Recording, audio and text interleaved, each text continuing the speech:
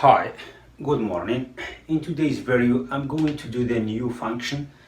This is some sinusoidal functions. It's called periodic function. F of x equal to cosine x and g of x equal to sine x. These functions are totally different than regular function. This one is kind of repetition. This whatever happened in certain interval, it will be repeat again in the rest of other integrals. So it's enough to take this function on certain interval and to see what's going on. Then you will apply this function on the other intervals as well. So this is periodic function. So it's enough to take this function over the interval from 0 to 2 pi to see what's happening. Then whatever happening from 0 to 2 pi, you will be the same thing on other interval, okay? Because this is periodic function, okay? So let's start now. Let's start analyze this function. I'm going to put it in the graph to see how these functions work, okay? So let's start. The domain or range of this function is it's more known. So x is our real numbers, okay? So if I'm taking the derivative function of this one, okay? So before I take the derivative function, make sure this function is always continuous. The cosine and sine functions are defined and continued function on all real numbers, okay? So is also is derivative function on this interval. So now we have f of x equal cosine x. So f prime of x equal to minus sine x, okay? This is coordinate plane x, y with origin O, okay? Unit circle, the sine x is always from 0 to pi over 2 is positive. So the sine of x from 0 to pi is always positive. So as you know, the sine x is always positive from 0 to pi, okay? But the cosines is positive only between 0 to pi over 2. It will be negative after pi over 2, okay? Between pi over 2 and pi. So this is sine function. Sine function is positive here, is positive from pi over 2 and pi as well. So the sine become negative here, negative, okay, for the sine x. But remember, you have minus sign in front, so the positive become negative, okay, negative, and this one can become positive, okay. This one in variation table. So for the sine, for the cosine x, first line represent x. So let's take this as minus pi, okay. So I'm taking this one minus pi and pi, negative direction, okay. This is positive direction. Sorry, this is positive direction. This is negative direction, okay. So I'm taking this interval minus pi to pi, okay. So minus pi, put minus pi over 2, 0, pi over 2, pi, okay. So in order to determine the sign of the cosine or sine x, is enough to take this interval from. So whatever happen in this interval from minus pi and pi, it will be repeated again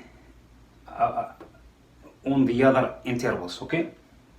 Because these functions are periodic function, okay?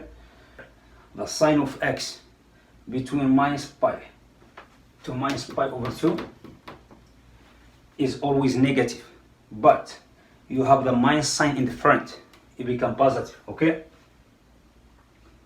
Minus multiplied by minus, it gives you positive. Again, from minus pi over 2 to pi is from minus pi over 2 to 0, the sine x is negative, but with a minus sign it becomes positive. From minus pi over 2 to 0, the sine x is always negative, but with a minus sign it becomes positive. Okay? From 0 to pi over 2, the sine x is always positive, but we have always the minus sign in the front, it becomes negative. From pi over 2 to pi, the sine x is positive, with a minus sign it becomes negative. Okay, so this is f prime of x. I'm going to check what direction of this function. The direction of the function is depends on the sign of f prime of x. Okay, so as you see here, from minus pi to minus pi over 2, you have the positive sign for the derivative function. So that means your function is increasing on this interval. Okay, so it's going this way. As you see, the positive sign for both intervals, from minus pi over 2 and minus pi over 2 to 0 is positive. So the function starts increasing from minus pi and going up to hit the 0 sign as an input. Okay, so from minus pi, I'm going to calculate output of minus pi. Let's check in cosine. F of minus pi, cosine of minus pi. Since this function is an even function, cosine is an even function, that means this one equal to cosine pi equals to minus 1. So from minus 1, this is the minimum value cosine x can take. Okay, so the output of 0 equal to 1, because f of 0 equal to cosine of 0 equal to 1. So let's calculate the point at the point minus pi over 2 is 0, because cosine f of minus pi over 2 equal to cosine minus pi over 2, which is 0. Okay, also from 0 to pi over 2, the function starts decreasing. Okay, so decreasing on both intervals from 0 to pi over 2 and keep going until you get the pi. Okay, so the pi is a minimum of this function. So cosine pi equal to minus 1. Okay, minus 1. So minus 1, that's a minimum value the cosine x can take. The number 1 is a maximum number the cosine x can take. Okay, so this is cosine x function. So now for g function, g of x equal to sine x. As you know, this function, this function sine x is defined and continued function on real numbers. Okay, so is derivative as well. Okay, so I'm going to calculate derivative function of sine x. So for all real numbers, g prime of x equal to cosine x. Okay, I'm going to determine the sine of cosine x by using the unit circle. After unit circle, I'm going to transfer all this information into the variation table. Okay, for the cosine x, as you know, cosine x from 0 to pi over 2 is always positive. Same thing as sine x, but from pi over 2 to this interval to pi, okay, is always negative. So from minus pi or pi, the same thing, because the minus pi or pi will be the same thing here, okay? So minus pi to minus pi over 2, the sine x, cosine x is negative, okay? So what does this mean? So I'm going to do the variation table.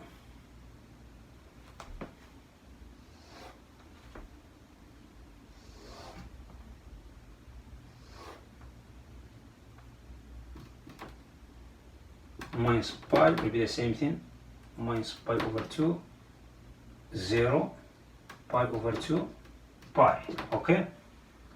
So this one is g prime of x, this is g of x, okay? From 0, from this one. So, as I said, from minus pi to minus pi over 2, we have the negative sign for the cosine x. Remember, I'm checking the sign of cosine x, not a sine. Even we have the origin function is a sine x to determine the direction of this function, how this function is going, okay? So for the cosine x, to determine the sign of cosine x, have to go to the unit circle to see its sign, okay? So as I said, from minus pi to minus pi over 2, the cosine x is negative. I'm going to put a negative sign, okay? From minus pi over 2 to 0, okay? Is positive. This is periodic function as well. From 0 to pi over 2 is positive. But when the cosine get into this interval from pi over 2 to pi, it becomes negative, okay? So negative. So my function as a sine x, as an original function, is decreasing because we have minus sign in the derivative function. And then switch the direction and keep going up as increasing function, okay? And then the functions change direction, down is increasing, is decreasing, okay? So I'm going to calculate to this point, minus pi over 2, 0, pi over 2, and pi, okay? It's giving you 0. So the function starts decreasing from 0 and going down to minus pi over 2 to take the value minus 1, because g prime of minus pi over 2 for the sine minus pi over 2 is minus 1. So minus pi over 2 is minus 1. So the point 0, so g of 0 equal to sine of 0, which is 0, right? So sine g of pi over 2 equal to sine pi over 2 equal to 1. 1 is represented as a maximum value the sine x can take, okay? 1. So at the point pi, the sine, so the g of pi, which is sine of pi, equal to 0 as well. So the function ends at the point 0, okay? 0 is a minimum point, not a minimum. The minus 1 is a minimum, okay? And 1 is a maximum of sine x, for the cosine x as well. So now I'm moving on to the graph where I can see the function, okay? So let's move on to the graph now. So I'm just showing you this unit circle, just the sign of cosine x and sine x. Always, if you get confused with these signs, go back to the unit circle and determine the sign of cosine first, sine x. So now I'm moving on to the graph where I can see my functions. So the cosine take this way, okay? So the function So the pi, it takes the value -1, okay? So the -1, this is cosine, okay? This is amplitude. So on the other side of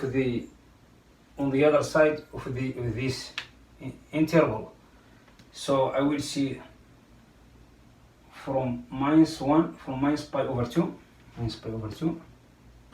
So now for the cosine x function, the function, I'm going to start from -pi, okay?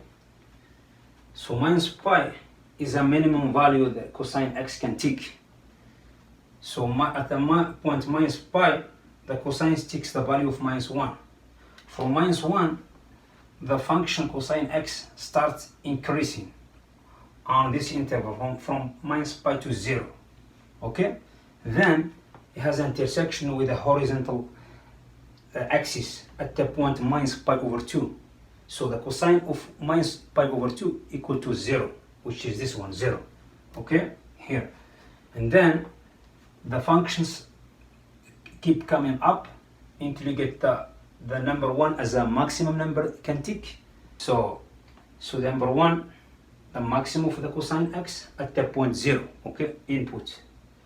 So and then the function starts decreasing on this interval from 0 to pi, as you see it here. When you get to the point pi/2, the cosine x equal to 0, okay, because you have an intersection with horizontal axis.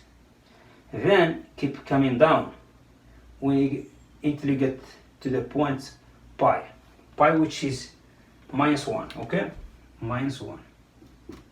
Cosine x is an even function because vertical axis is divided the function by 2.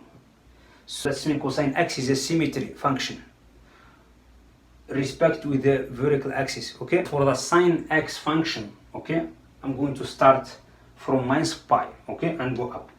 From -pi, the sine x is start decreasing on this interval from -pi to pi/2, okay, as you see it here. The sine x, when you get to the point -pi/2, it takes -1 as a minimum value, okay, because it's located on the bottom of this function, okay. So and then start going up from -pi/2 and going through the origin and keep going up until you get to the point 1 as an output, input pi/2. If we put the projection on horizontal axis, you will see the pi/2. So the sine of pi/2 equal to 1. 1 is a maximum number the sine x can take, okay? Then start decreasing again, okay? Sine pi equal to 0 and keep going down until you hit the -1 as a minimum value sine x can take at the point 3pi/2, okay? So sine x is a symmetry with the origin, okay? If you take a look at the point 0, okay, so the area of the sine x here, if you take a look on this interval, for example, okay, so this area will be the same from 0 to pi and from -pi to 0. So the sine x is symmetry with the origin, but cosine x is symmetry with the vertical axis, okay? That's the main difference. So I have done with this lesson. Thank you for watching. I will see you in next video. Bye.